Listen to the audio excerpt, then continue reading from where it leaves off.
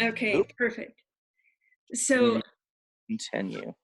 beautiful, beautiful. So, George, thank you for being here. I'm Carrie Lake, and this is our next episode for Animals of a New Earth. I'm here with George Brauneis and the Mustangs that he cares for out in Colorado.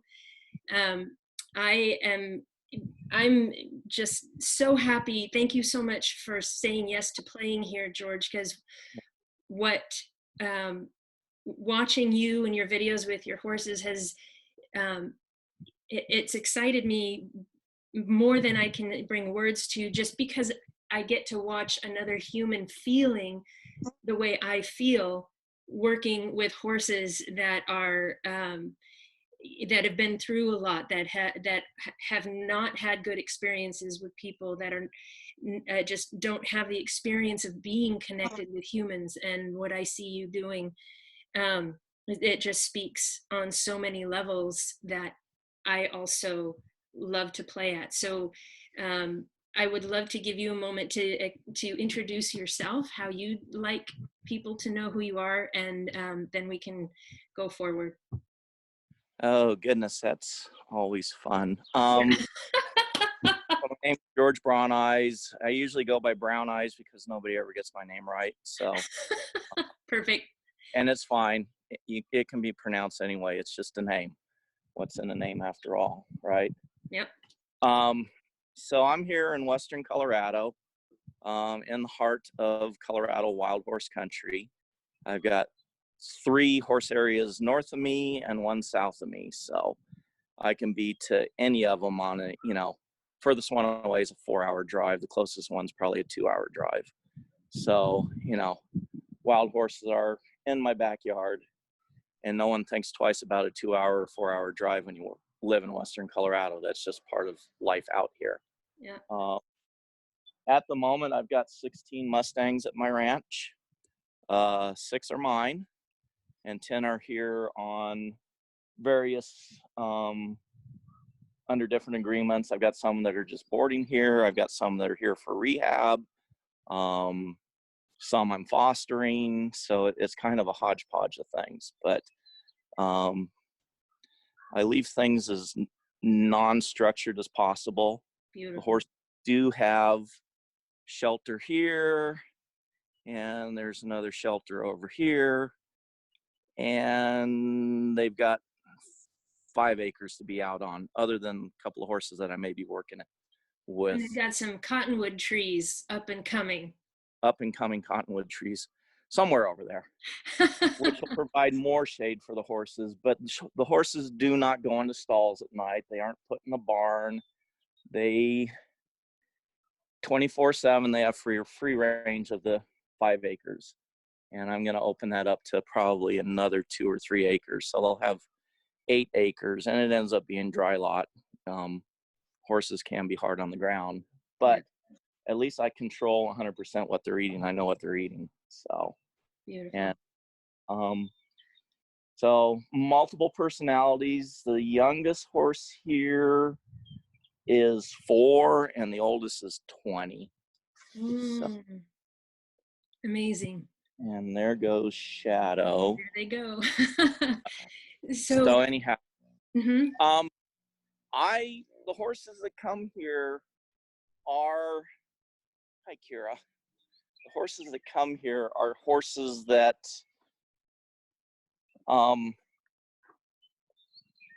are said to be untrainable, have had training issues. I say they have issues with training, not training issues. Brilliant. There's a big difference. Yes. Switch this around. Yeah. Just so So, there's Kira. say more, please, about that difference, because I think for some people it's subtle. And so, will you just? It's profound. Yes. Kira was a kill pen rescue. She probably ended up in a kill pen just because she has some conformation and physical issues. But she's a very, very sweet girl, and she's got incredible skills. She's probably going to be an incredible healing horse working in some sort of equine assisted therapy. She is just a sweet, sweet girl. But people gave up on her because they couldn't ride her because she's got a bad back. Right. Um, so, there's so much more for a horse than just riding. But back to training issues, or issues with training. And I don't even think it's issues with a lot of, some trainers are very heavy handed, and the Mustangs just don't take to that. Right. Because Mustangs, more than any domestic, if they can't escape, they're going to fight you, because out in the wild, it's fight or flight. They will choose flight almost every time over fight. But a lot of training situations put a Mustang in a place where flight isn't an option. Right. And so they turn around and they fight, and they end up hurting somebody. And then the next thing they know, they're at the sales barn and a kill buyer picks them up. Oh, exactly. Uh, Because it's a huge difference between the human perspective of behavior and the equine perspective of behavior. I mean, humans are the ones with all the terminology. Humans are the ones with the systems that say, here's how you should respond because you're a horse. yeah. And horses are saying, but here's how it feels. Yeah. And they don't go to that analytical place of, stopping and rubbing their chin. Should I fly or should I fight? Yeah. They're constantly communicating what's working for them. And if the system's not working for them, they're going to let you know. Exactly. And they are, domestics on the whole will, again, horses are flight animals. Their first choice is to flee Right. to safety. It's not so much run from danger, it's flee to safety. Yeah. They're looking for a safe place. And if they can't flee to safety, then they're going to have to fight. Yes. Some Mustangs will shut down, they'll go into a freeze. But most Mustangs, freeze is like very far distant third option. Because if you freeze out in the wild, you're mountain lion chow. Absolutely. You're 100% vulnerable. Or you're wolf pack chow. Right. Up in Wyoming, you got wolf packs, and not a big horse like Rango, who's 16 hands tall and probably 1,100 pounds and big bone. Yes. And very handsome. But yes. So yeah, a Mustang will fight where most domestics will freeze. Yes. And again, it's just survival. They've been out in the wild, multi-generational. Some of them have been out in the wild since the 1500s. Right. So that's hundreds. That's 500 plus years. So that is 500 years ingrained in their DNA. That we flee when we can, but we fight if we have to. Absolutely. And to me, it's a point of another distinction. We can, again, we're humans. We have definitions for things and we label everything. And so we look at horses and say they are prey animals. And so they develop this survival strategy. That's all human thinking. To me, the way, when I go to my heart to look at who horses are and how they function in the world, the words that always come to me is that horses are a species that intend harm to nothing. They're simply Correct. being who they are. They're doing what they do. And this to me describes why they always choose flight first. Like, there's harm here. I'm going, I'm out. I don't need to be part of this.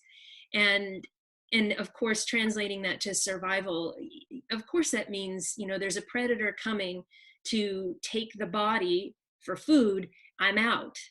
And it's to me, it's a different way to talk about survival expression. Yeah. And again, it comes down to survival. It's fight is not their first option, right, unless a human has trained it into them. And I've seen that in Mustangs, that flight is never given an option because they're either confined, where they have no out, so their only out is to fight, right. or their fear goes through the roof, and then fear goes high enough, you're going to fight. Yeah, it's 100% adrenaline. And that comes from poor training from a human, and the dominance, and unfortunately it's still part of horse training. Well, It, it's still considered the norm, isn't it? um I think nowadays it's kind of probably an even split, Mm, which is a good thing. But even those that aren't going, true dominance, where you're cross tying a horse, or you're snubbing a horse to a post, or you got a horse's leg rope so they can't, all these things for confining a horse, or putting them in a squeeze chute, or things where they truly are confined, where flight is truly not an option. mm-hmm, Then they will fight, or they will hurt themselves trying to get out of that. mm-hmm. um there's still the edge of dominance has really come down, I think, a lot in the past 10 or 20 years. Mm-hmm. It's still out there, Mm-hmm. and I think it still will be, because some of the most um, horse trainers that you hear their names bounced around all the time are still kind of over on that dominance theory side of things. Mm-hmm. And even assertiveness can be taken. There's a fine line between assertive and dominance, and Yeah. and that even assertive can rub a Mustang wrong. It's like, okay, I don't know you. Why are you being so assertive with me? That Exactly. that's not how things work in the wild. And Um, in relationships in and general. in I mean, relationships, exactly. I mean, you can have an assertive relationship, or a relationship where you do have, a narcissist is in the relationship. Holy cow. right. Um, and unfortunately, in the horse world, it attracts a large number of narcissists, Mm-hmm. and people that do have that desire for dominance, and maybe they think they can find it in a horse because they're not finding it in another relationship.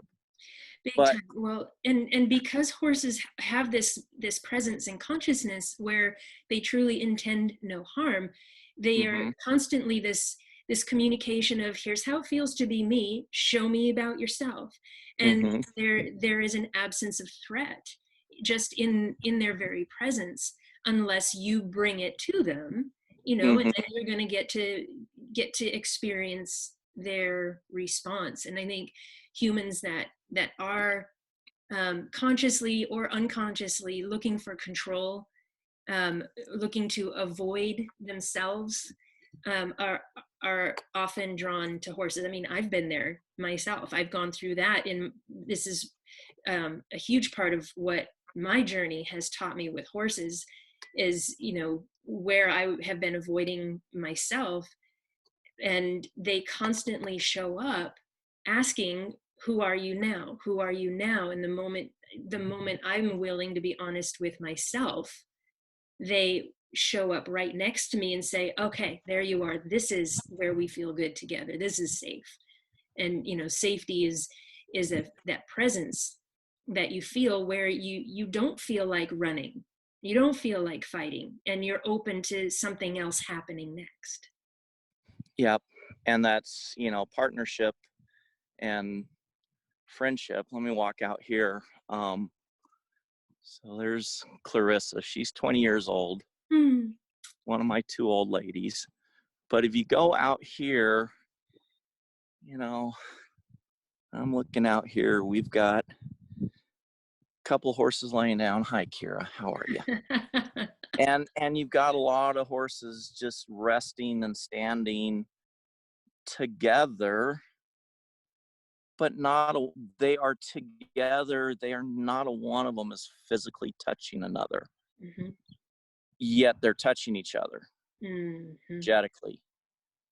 I mean, there's so much um, energy at rest out there, resting energy right now, that it truly is healing.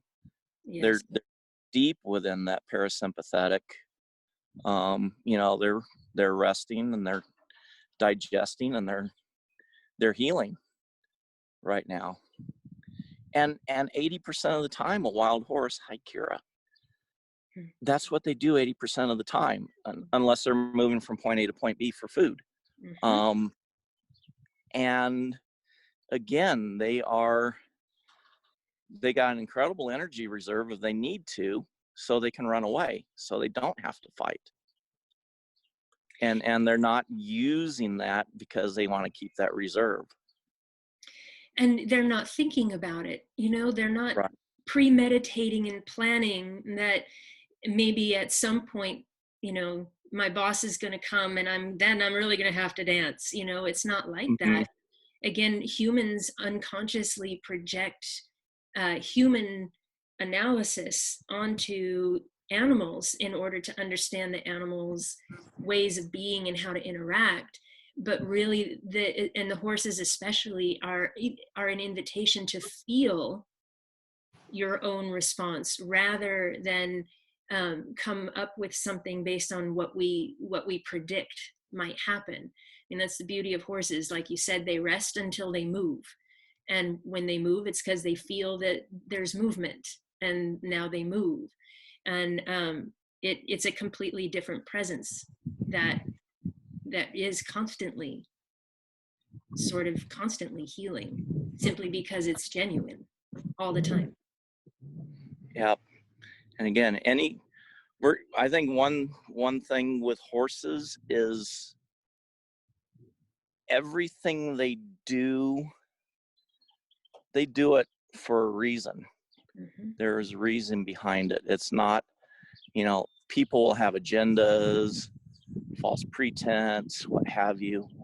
A horse, what they do because there is a clear-cut reason. If they're drawn to you, it's because they're drawn to you. If they run from you, there's a reason. And then we got to kind of check ourselves and go, okay, why is this horse being spooky today? Is it me and the environment, what have you? But they are very genuine, very, very genuine, unless that's been, forced out of them. Yeah. And this makes me want to go into talking about listening.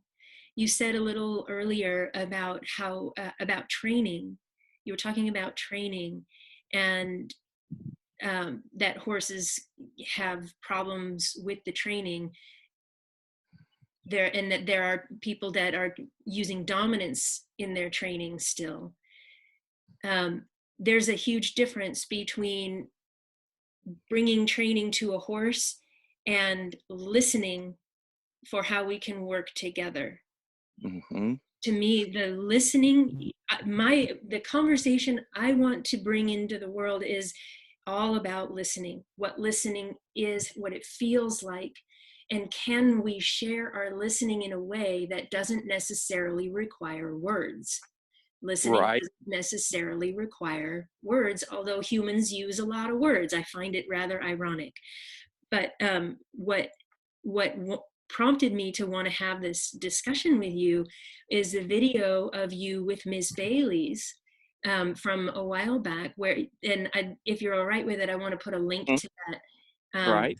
on the YouTube of this conversation.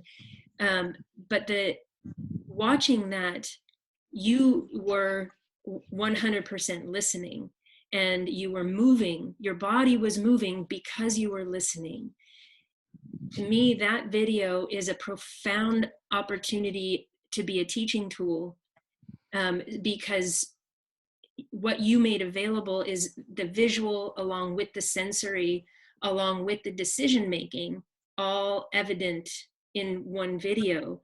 And you can watch Ms. Bailey's response to you. So what I would like you to talk about, where I want to start and ask you to talk about, is a lot of people, when they're working with Mustangs or they're working with difficult horses, that the conceptual wisdom is you have to move their feet, and Mm-hmm. and therefore you are the one in command of the conversation. Hi, buddy. He's so great. So in that video with Miss Bailey's, your feet were moving with hers a lot. And Yes. sometimes your feet moved first, and sometimes her feet moved first. And what I would love you to talk about, please, is are you in that video making yourself a force to move her feet, or are you doing something else? Please, I want to hear you talk about it. Yeah, that's yeah, I mean, that's traditional thought and I'm doing air quotes, natural Yes. horsemanship. That you need to move the horse's feet. And okay, to a point, I mean, there is some logic behind that.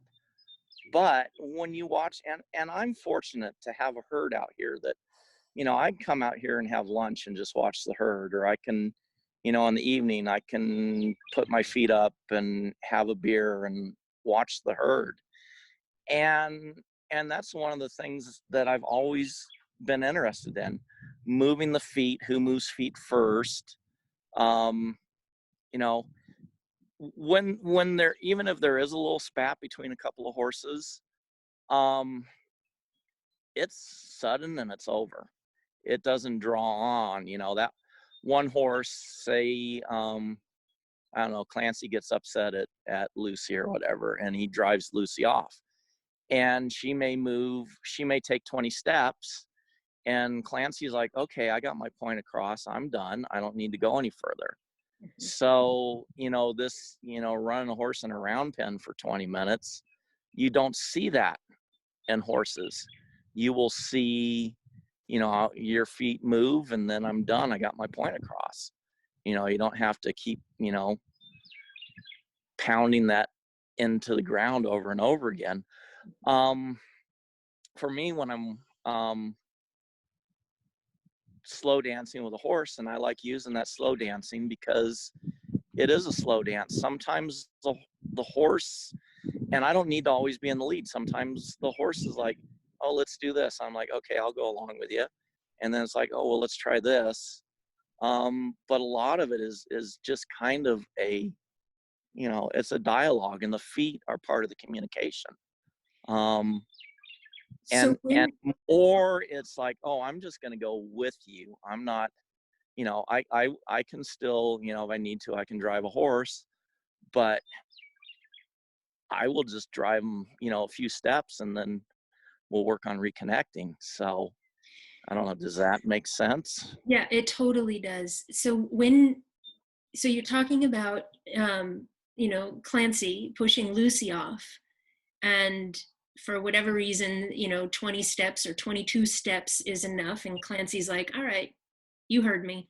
And he stops, right?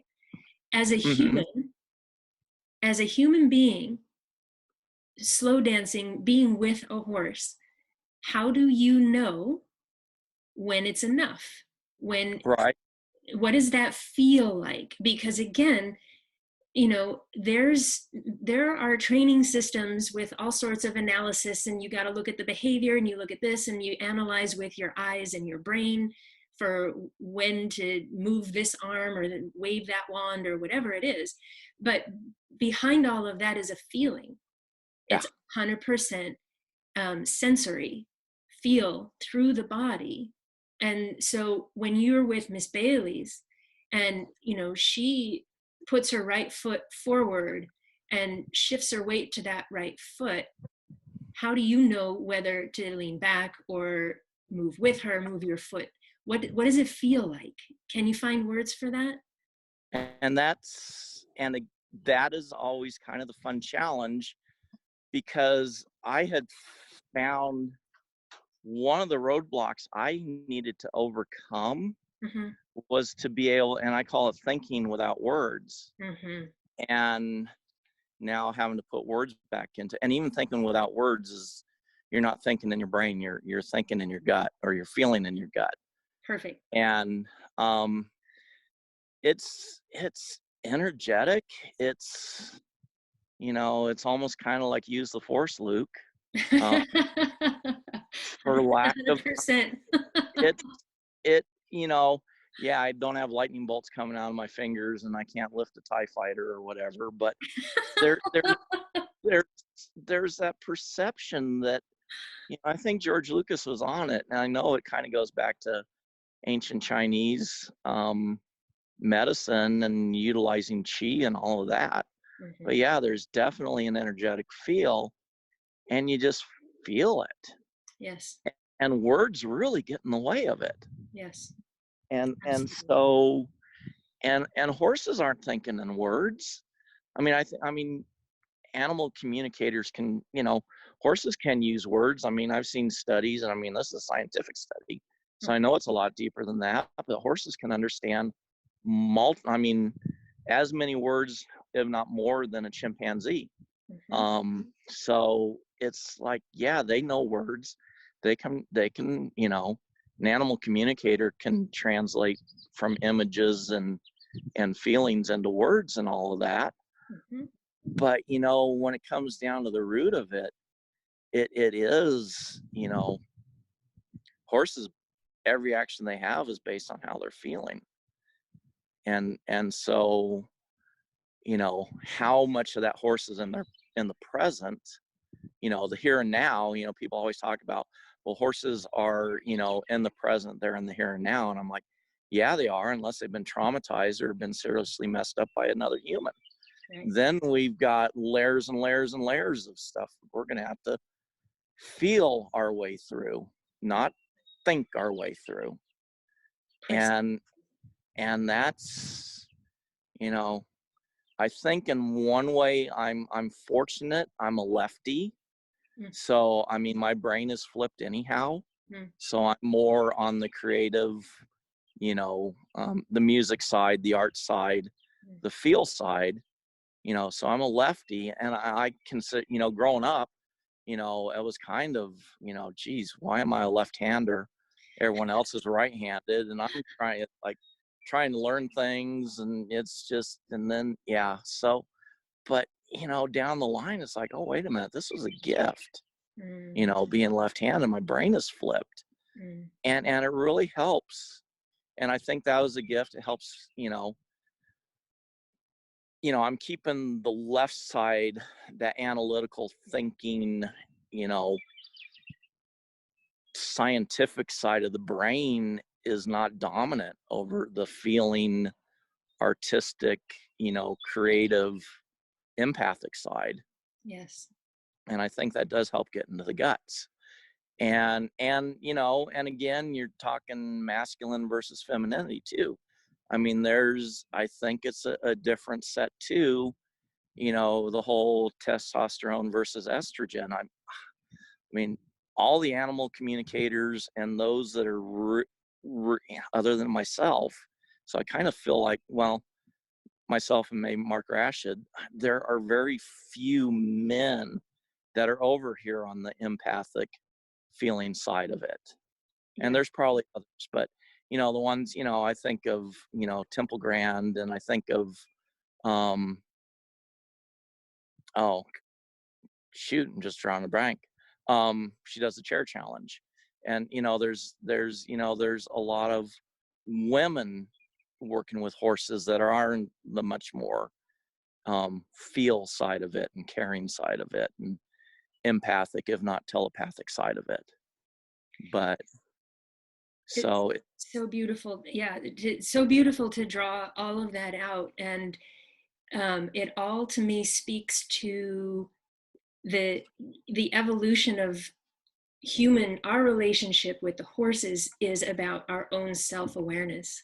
You know, yeah, the feel is there, the intuition. We are wired to be intuitive creatures, whether we're predominantly left brain, right brain, whatever. And just like, anything else, individuals are at a different level of clarity and awareness with that ability. Not everybody is meant to be where you and Mark Rashid are, whether they're female or male. And not everybody is here to express a profound gift of um, empathic communication or telepathic communication, but it does exist within all of us. And so to me, the conversation about feel, when to move my feet, how can, and why is that horse moving their feet, the conversation is entirely about my own self-awareness, listening to what's true in my own body, so that I can be right in the same space, place, and time with the individual in front of me. And it is a feel thing. That's what horses to me, horses are a profound gift to me for exactly that reason, because for whatever reason, I'm also wired to be in that space that they create. And again, it's about self-awareness. When you're working with a horse that everybody else says can't be touched, is untrainable, is dangerous, but what they really need is somebody to listen, not tell them who they are or how to be different. Yeah. And that listening comes from me being aware of myself. Yeah. And the more, I do probably a 20-minute qigong routine before I go and come in and spend time with the horses, and that's just to get my breathing regulated and help center myself and help get my I say I get myself that I am in a touchable and trustworthy place. And That's brilliant, actually, because that's speaking to vulnerability, isn't it? Being yeah, touchable.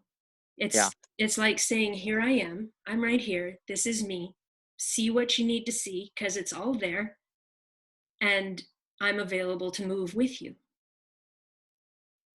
yeah. And then we can have a conversation that may or may not involve some movement. Mm, And sometimes we may just stand 10 feet apart and that's it.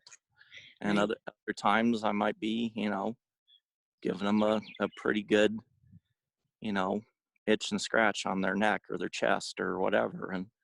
But it all depends, on the horse and the situation and so many other variables. But you've just got to kind of, I think this goes back to being right-brained and left-handed, Mm, and having a musical background that's kind of in jazz, mm, and you just learn to improvise. But improvise can make beautiful music, and sometimes you're like, oh well, that was interesting, or what have you. And being able to improvise, you really truly do have to be in the moment, in the here and now, and you've got to be aware of, in this case with a horse, you've got an energetic musician with you. They're making music with their energy. And it may be very calming music, like you'd hear from, singing bowls, or, maybe a real gentle tribal drum or something like that. And most people want to have this, I see some training sessions that looks like a mosh pit, you know, right. I'm like, what in the world are you doing?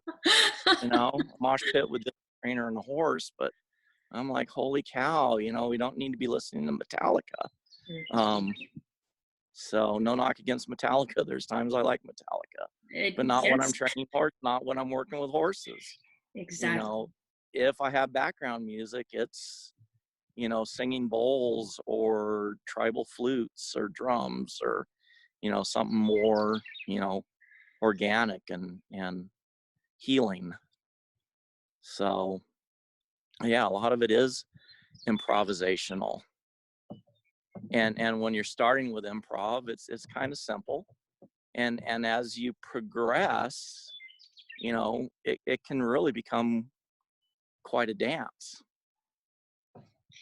I could bring Tehote in here and we could just do an at liberty dance, and none of it would be mapped out. I won't be using sticks or anything. It's just Right, me and her, and it'll turn out pretty cool. And right. I will be literally right at her shoulder, and people are like, that's way too dangerous. She's doing walk, trot, canter, and you're right next to her. And I'm like, yeah, I know where I'm at. She knows where she's at. We're okay. you know Exactly. That's but exactly again, it. that's, I mean, even some of the best liberty performers, it's still kind of choreographed. They have their routine, Exactly. and they're still using the sticks to give them arm extensions and all of that. Yeah. So Yep. me, And I'm just 20 pounds overweight and 54 years old, shouldn't be doing this stuff. and it works. It just works. Works. It's And amazing what genuine can accomplish, you know? and I think one of the holy cow, I'm looking at this going out here to the horses now. I mean, they're all just sacked out. And Annie's dumped one of the 100-gallon water tubs. Thank you, Annie. But anyhow, Yeah. there's, I think one of the other things that kind of hit me 5 years ago when I started exclusively working with Mustangs, Mm-hmm. I was like, I just wanted to get back to that feel and that touch I had when I was in elementary school with a mammoth burro and a retired barrel racing horse. And it was like, we just did stuff, Yes. It wasn't like, we've got to do, these 7 games and we've got to do this and we've got to, Right. it was just like, with old Ed, the mammoth burro, you just climbed up on his back and you went, no nothing. I mean, true liberty on a mammoth burro. And he was like 15 hands tall, and he did not trust adults, probably because he had bad experiences with adults. It But he was was exactly. great with kids. Yeah. And he was just my best buddy. Mm. And then, Taffy, who was my retired barrel racing horse, was a real small quarter horse, probably 13 hands tall. Mm-hmm. But man, we would just saddle up and we'd go all day. And most of the times I just had the reins draped over the saddle horn and we went. It was just, and I wasn't a bit or anything. I just had a halter and a couple of makeshift reins and, an old used saddle that, fit her pretty well. It was what she used for barrel racing, but Yeah. just a kid and a horse, and we Right. just went. Right. And we did stuff, and we did stuff we probably shouldn't have, but we did it. Because it Because didn't matter at that it point. didn't matter, and we didn't know that we weren't supposed to be able to do that. Well, and therein lies, where the influence of the mind and what we've been taught we should want, what we've been taught is correct, that, we're forced in human society to re-regulate and conform ourselves in survival of human society. And it becomes unconscious, those patterns. This is, so many people are aware now of how humans have unconscious thought patterns that actually are projected out as energy and create the world around them. There's plenty of information and people teaching that side of things at the moment. But again, this is one of the reasons why I think horses are coming to the forefront in so many different realms of life for people, is because of that purity of their genuineness. There is no pretense, and that presence in space reminds humans, it like a tuning fork reactivates that feeling of genuineness within humans, and acknowledges and says, yes, that is you. That feeling right there, that's the feeling where you and I can really truly dance. And that, again, whether it's corporate things or therapy things or rescuing, whatever, horses have this innate connection with people. And I think that's a big part of it, is reminding people of who they really are. Yeah. And I think this whole pandemic thing we're going through is such an eye-opener. Yes. For so many of us. And in many ways, I think the coronavirus, hi Bailey's. Hi, sweetie girl. The coronavirus is very much so, I'm going to use a really rough analogy here. The coronavirus is like a helicopter to a Mustang. Yes, and just for anybody You, that's like listening that doesn't get that, people use helicopters to round up wild horses and capture them, and it's really, really harsh. But please go ahead. um, and and and I will say it depends on who's piloting the helicopter. There are some out there that do an incredible job at it. Mm, And again, it's just like training. Some right, have the touch and some don't. right, And the ones that don't, it's just train wrecks waiting to happen. right. Um, but take Rango. Let's put Rango in context of the coronavirus. Okay. Rango was a wild horse on the Little Book Cliffs up until 2018 when he was rounded up. Um, it was an emergency gather, and truly that was the worst drought Colorado's seen in over 50 years. It was a necessary gather. Mm, There's no ands, ifs, or buts about it. But he spent the first 8 years of his life out in the wild, you know, 30, 40,000 acres to just roam and call his own. And, he had his mares and he had his children, and all of that changed one day in September of 2018. Now that 30 some thousand acres that he was on, known as the Little Book Cliffs, now he was in a holding pen. mm, Now he was down to maybe a 200 by 200 foot holding pen. So, I mean, that's just like us when, we hear on the news now the governor's like, everybody needs to stay home. right. You can go get groceries when you need to, but stay home. And that's very much, again, like a horse. Even take it from that, take a wild horse that now goes to a place where he or she is relegated to a 20 by 20 stall in a barn Right. and gets an hour of turnout every day. With no touching and no stretching and no space to actually naturally express themselves. Yeah. And blow off steam and just, Right. Enjoy being a horse. Right. And that's why I have as open, I mean, even my shelter, it's 12 feet up there. I mean, there's one block there, but it's open. If it's not open, the horses aren't going to use it at all Right. because they feel claustrophobic. And so many ways what us as a human race now are going through with the stay at home and quarantine, and we can't see grandma over at the nursing home because that's completely locked down. Mm-hmm. You got people that are stuck in foreign countries because they can't fly back to the States because you can't, Yeah. international travel has been Right. shut down. And so that's someone that say, hey, you're in Peru and you speak English and you don't speak Spanish. Mm-hmm. So now you're thousands of miles from what used to be normal for you, and you don't even speak the same language. Mm-hmm.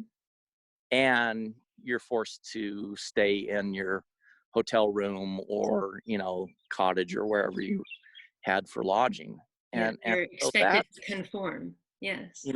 everything that you knew is now unknown, and everything that was unknown is now the known. And it's a lot. Yes. Yes. And most of these horses do as well as they do going through that transition is pretty amazing.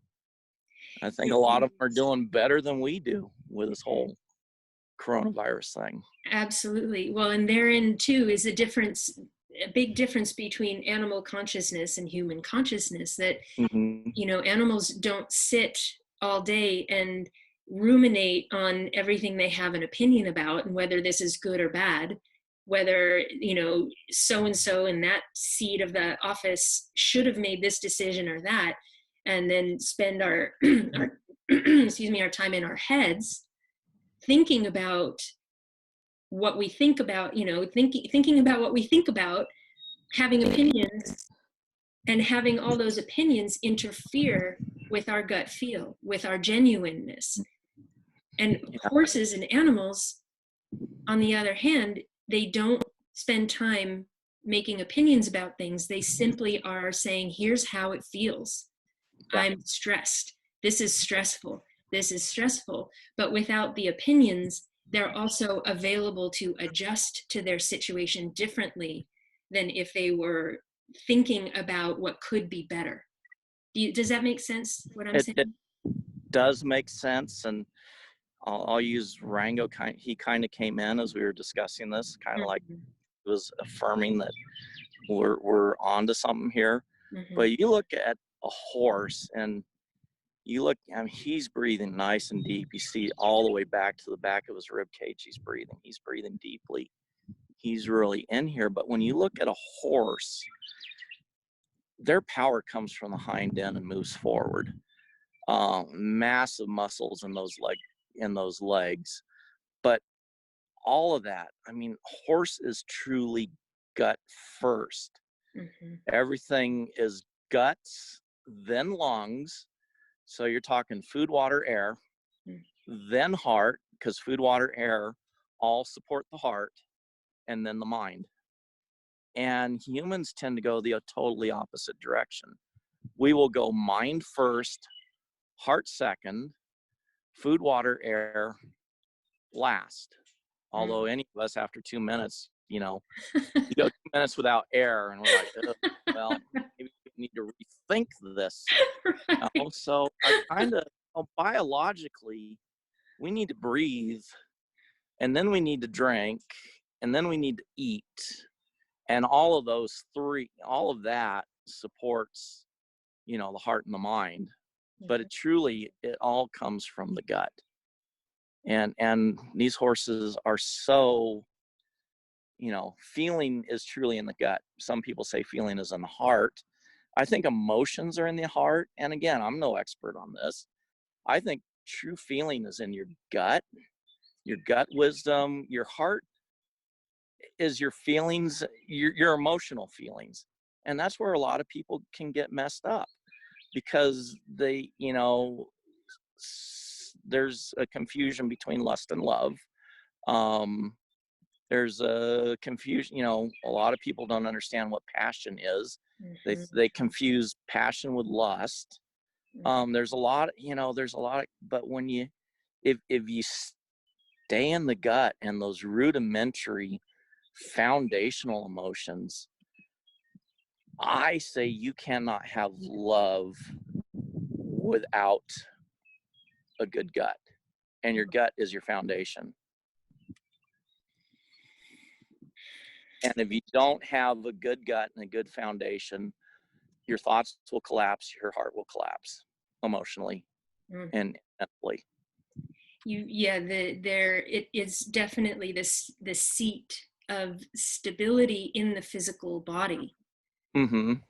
And it's really where you will be able to notice a change in sense and feel, and how people relate to all of those changes and to their own experience of emotions and what they've been taught the heart is, what they've been taught emotions are.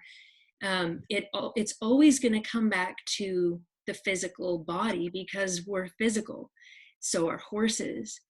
And this is why I think, yes to everything that you said.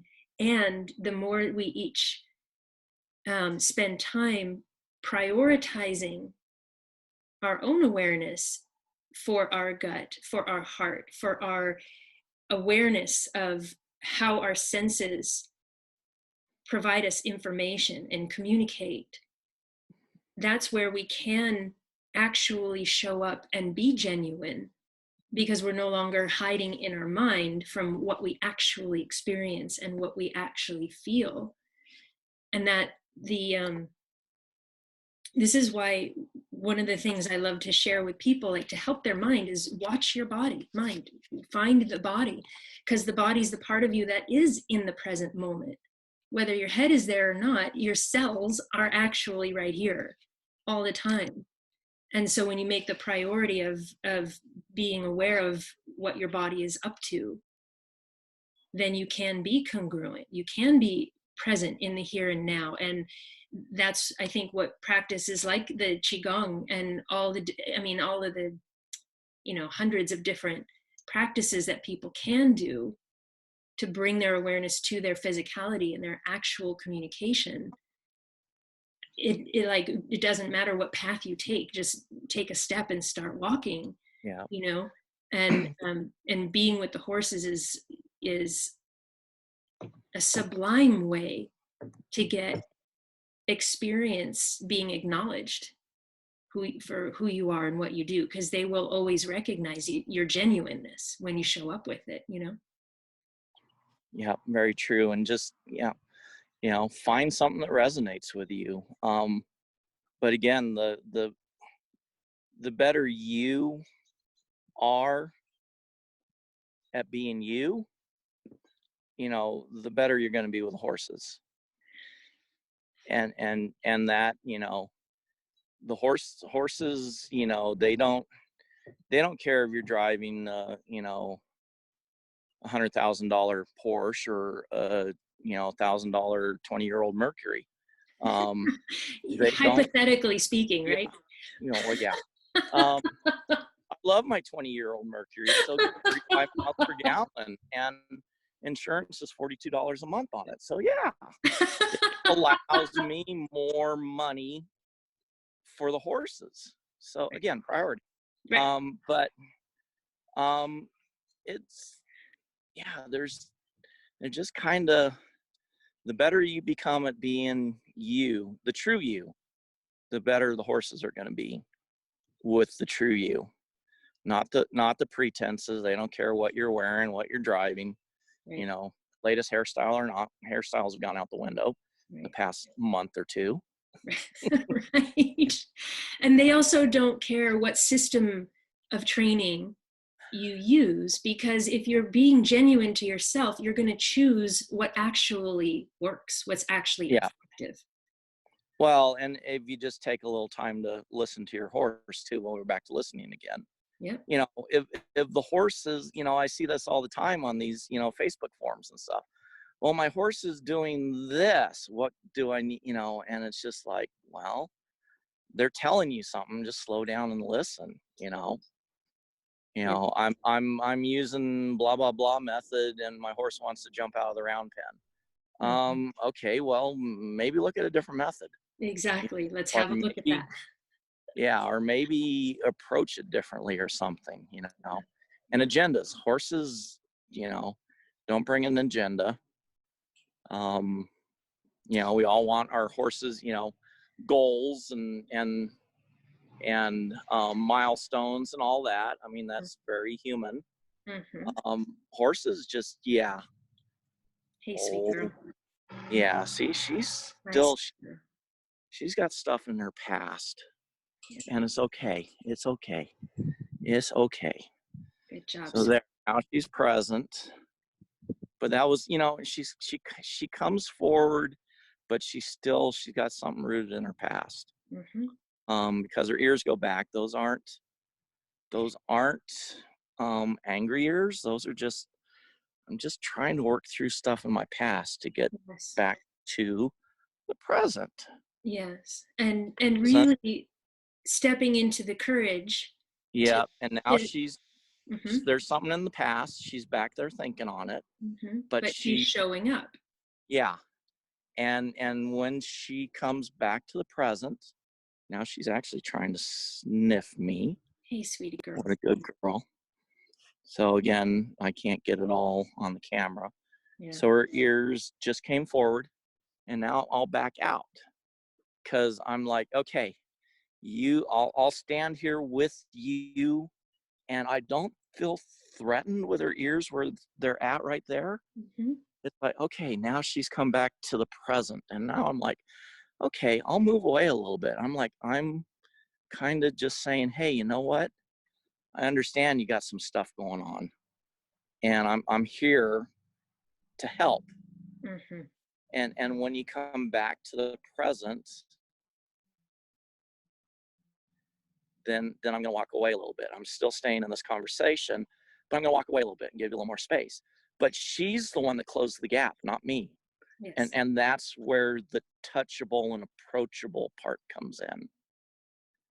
I'm not when they want to touch a horse, especially a wild horse, that's on their agenda. I've got to touch the horse. I've got to touch the horse. I got to touch the horse.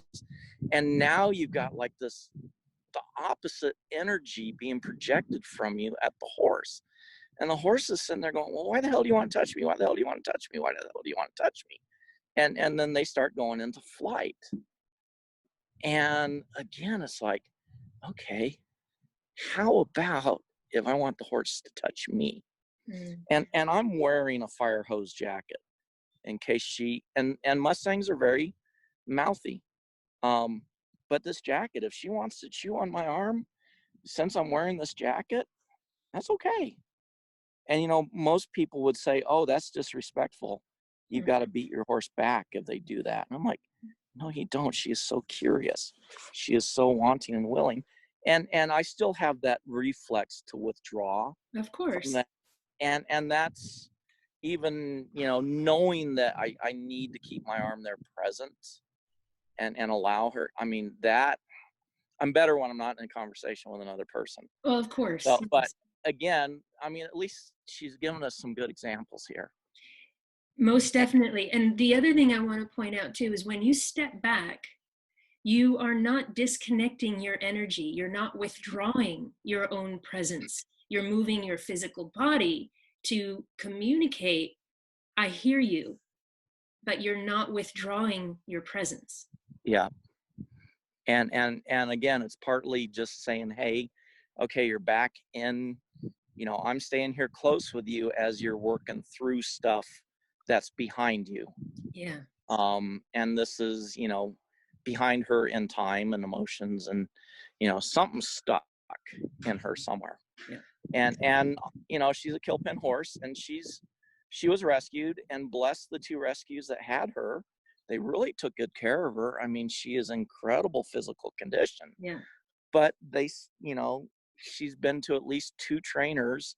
I believe I'm the 3rd since she was rescued last September. And again, and the trainers are good trainers, but they're trying to train and they're not working on the connection. Right. And it's such a distinction. And again, like you said, bless everybody for where they are, because they're by and large doing the very best that they can. And there is a wave that's moving humanity through this virus, through everything, to a place of listening differently, not only to one another, but to ourselves, so that we can be with one another.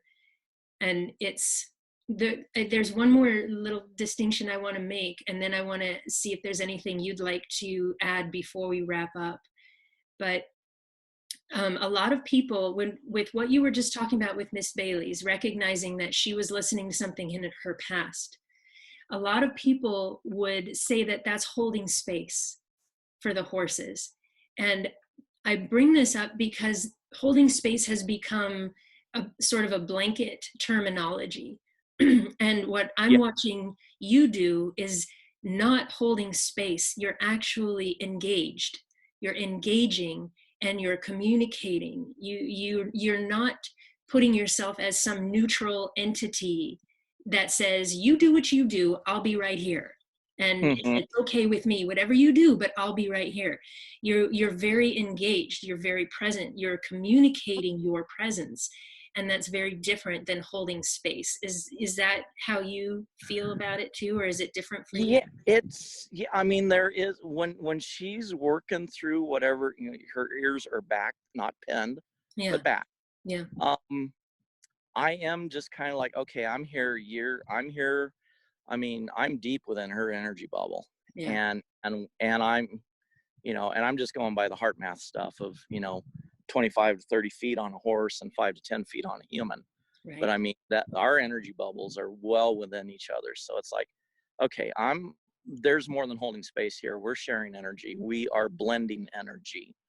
And again, that goes into the qigong and the qi and all of that stuff.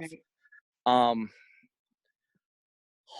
Holding space is when I'm sitting at this chair and Bailey's is having lunch, and we just kind of have a little lunch interaction.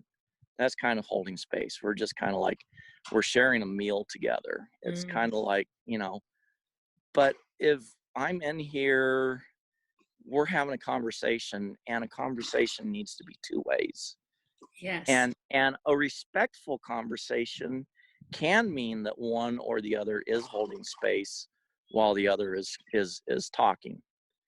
And it's not, language talking, that's energetic talking, that's feel, it's all of that. Yes. So, and again, it's hard to hold space if you want to be dancing. Right. And it's slow dancing, but it's kind of like holding space is when you're in middle school and you're the guy and you're out there with a girl, and you're okay when Billy Idol's playing, and then all of a sudden it switches over to Journey, and you're like, oh crap, I just got caught in a slow song, and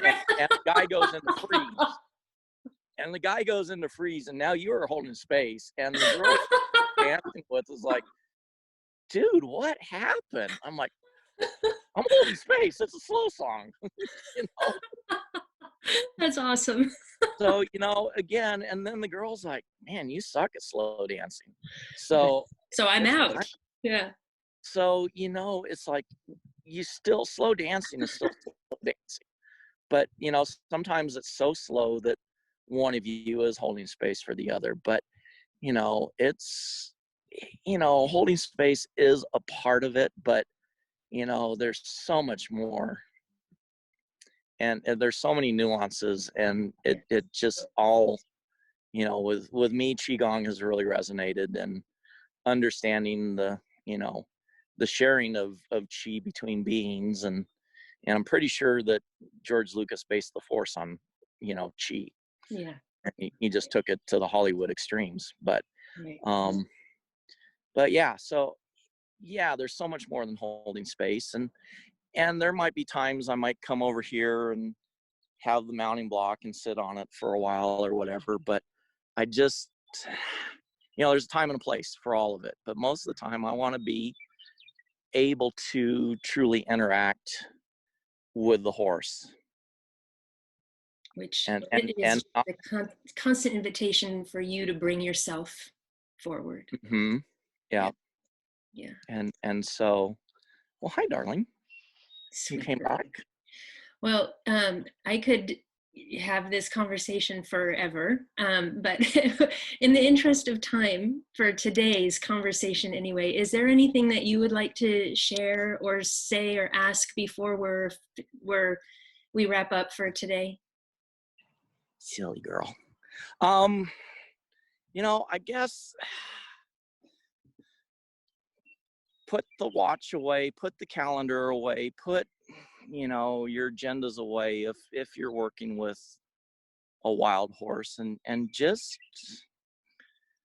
be with them. And being does require some doing, but it's not, how do I make my horse do this, how do I make my horse do that? It's more like, well, what can we do together?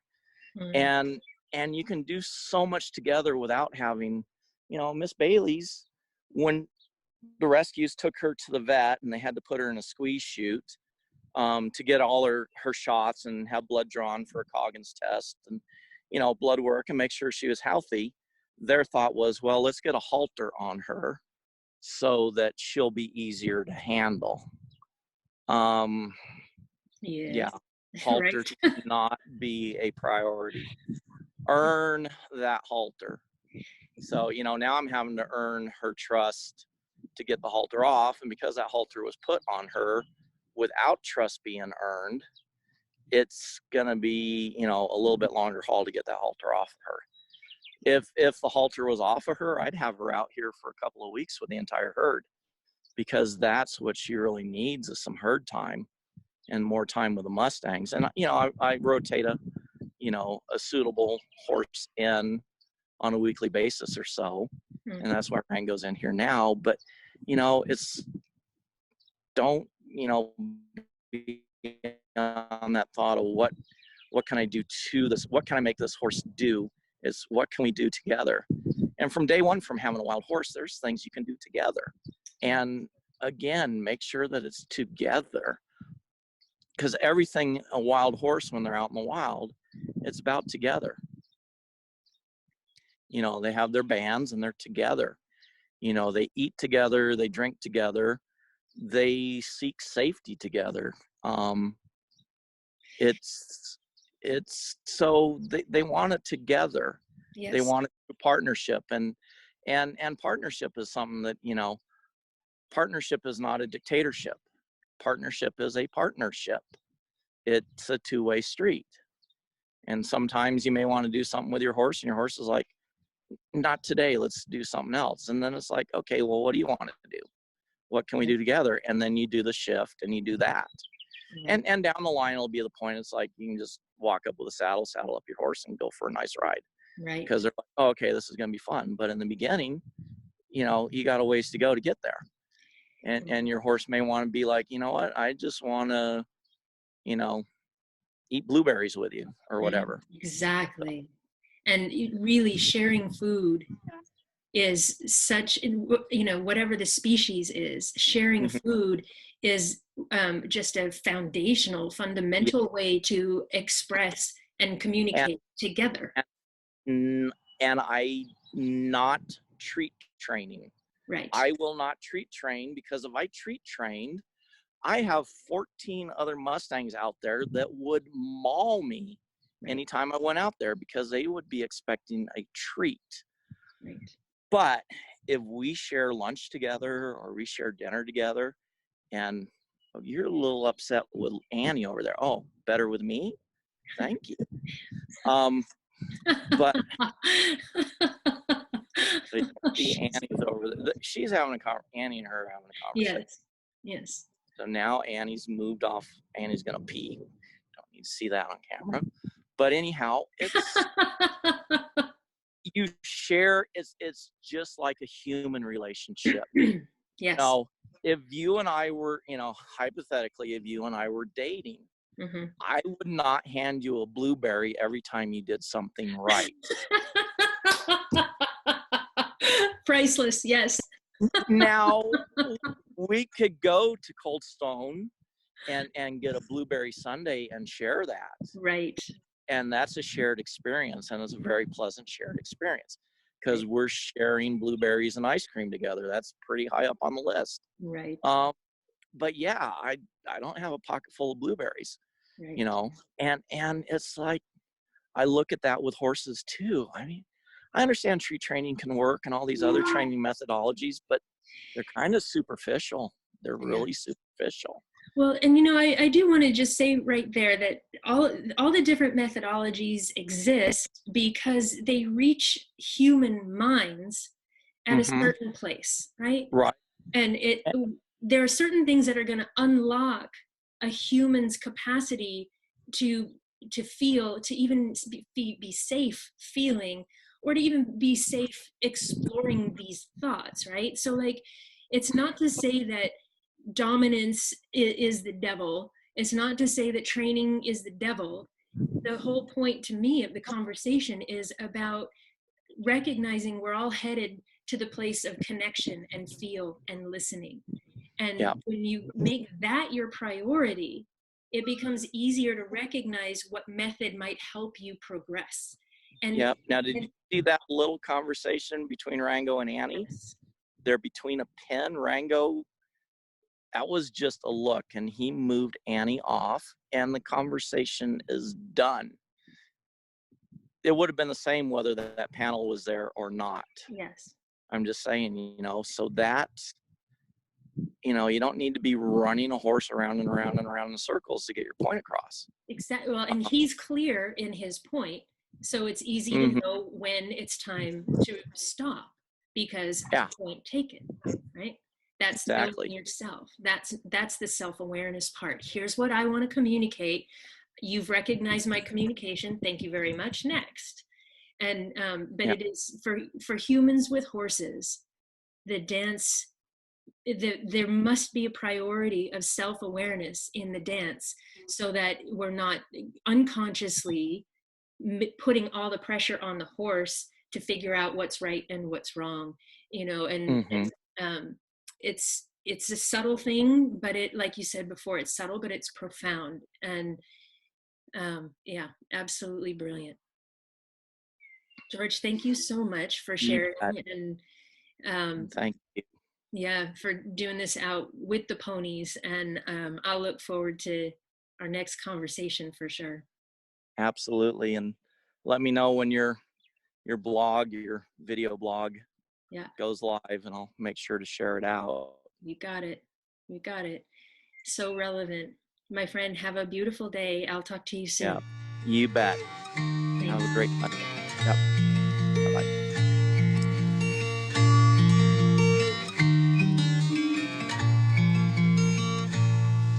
I look at you with an open heart and see who you really are. No need to find the words for this faith and grace, but don't doubt it, trust the smile on my face. You come to me as a kindred soul who's never been alone.